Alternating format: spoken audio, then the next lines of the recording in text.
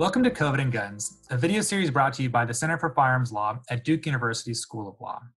In this series, we talk to experts on various aspects of firearms law and policy about the role of guns in the ongoing pandemic.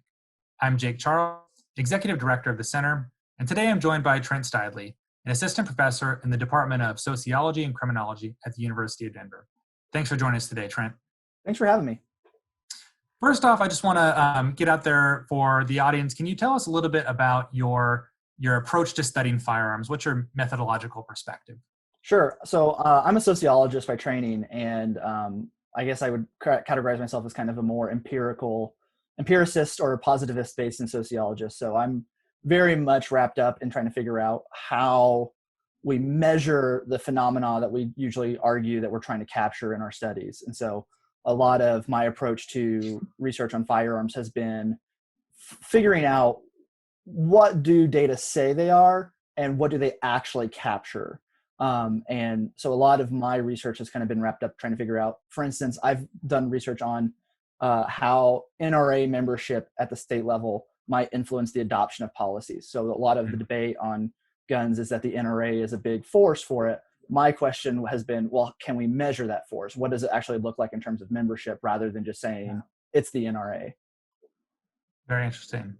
So kind of related to your research interests in sales and kind of NRA activity, we've seen some reporting about the increase in gun sales as a result, at least in part of COVID.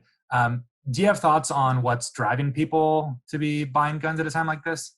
Sure. So like the big way that we would know that it's going up is that the background checks from the FBI have gone up. And that does seem to be, like, on average, they do seem to be going up. And so why it's happening, it has to be something related to, current events. And COVID is obviously the biggest thing that we could kind of point to right now to say there's something different that would influence demand for guns. And so that's definitely related to anxieties about COVID. Now, what those anxieties are might be open for interpretation, but it basically has to stem from COVID causing people to go to the gun shops. Yeah. And so I've seen some of your writing in relation to what that actual FBI data can tell us about gun sales. Can you tell us a little bit about what data we have and what that can and can't tell us? Yeah, it's really important, I think, to know what the measure that's usually used is the FBI background checks from what's called the National Instant Criminal Background Check System, or NICS. And that's what it basically captures is that anytime a law enforcement agency or a gun dealer calls up or uses their computer to run a background check, the NICS system basically tallies each one of those checks on somebody.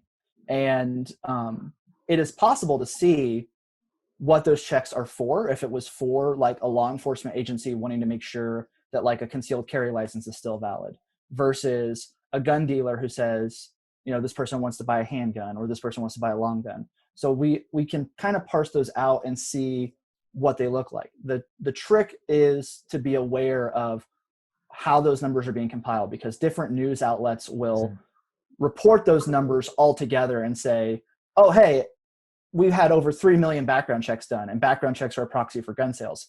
Background checks are a proxy for gun sales, but we can parse them out better than that and say only background checks that were for sales wound up making somewhere between like 2.5 and 2 million. So the numbers can change a lot based on how you parse them out and how you break them down.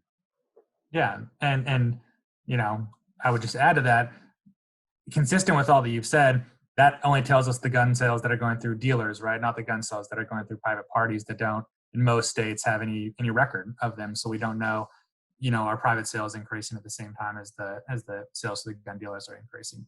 Absolutely. That's a great point. Like the requirement for a NICS check is different based on private parties versus dealers. And so if a state doesn't have a requirement for private transactions to get a background check, they're not captured. And some of this data goes all the way back to like 1998, 1999.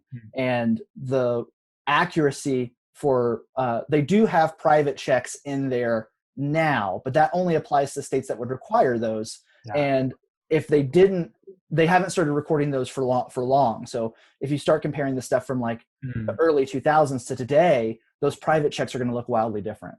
And very interesting. One other thing you mentioned in one of your posts on this topic was the cyclical nature of sales for long guns versus handguns. And I kind of want to see if you can explain that phenomenon and then get your thoughts on whether you think that COVID is influencing that trend at all, or if it's kind of consistent with that cyclical nature of the sales. Yeah, it's kind of fascinating because there's really two things that have happened in the gun market since 1999, and there's a larger overarching trend where the market has shifted from basically favoring long guns to favoring handguns predominantly. So there's been this larger shift in the market to where most of the guns that were sold in the U.S. were long guns prior to about 2013. And after that moment, we kind of shifted into a new market where most of the guns that are at least being captured in these background check data are predominantly handguns. Now, within that overarching trend, there's trends year to year that fluctuate even more. And so you've actually got seasons of different types of demand. So there's kind of what I would call like a handgun season and a long gun season. And the long gun season kind of comes in the fall months and into the winter. And then the handgun season kind of comes at the end of winter into the summer. And so it's a trend that you can kind of graph out, and you'll see, consistently from January to March, the demand for handguns starts to pick up.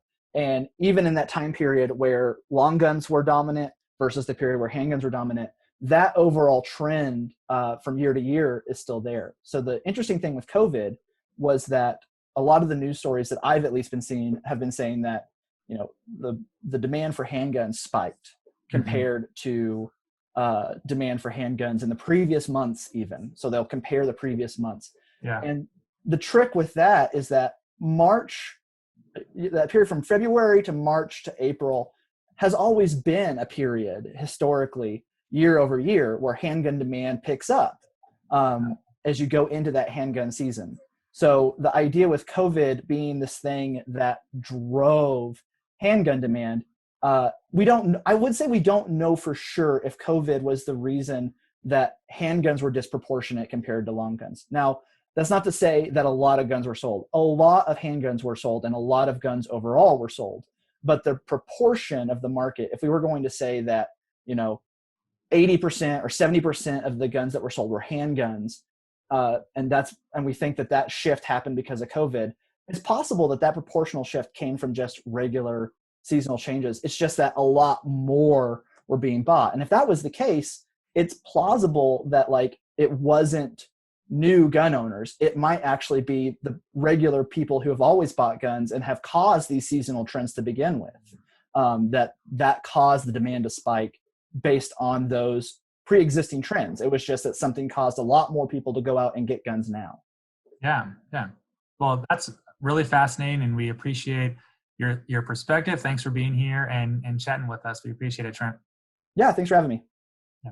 And thanks to all of you for joining us at home. Please visit our website, follow us on Twitter, and subscribe to our blog, Second Thoughts, which you can find on our website. If you have any questions, comments, or suggestions on this or any of our other video series, go ahead and email us at firearmslaw@law.duke.edu. Thanks for joining us.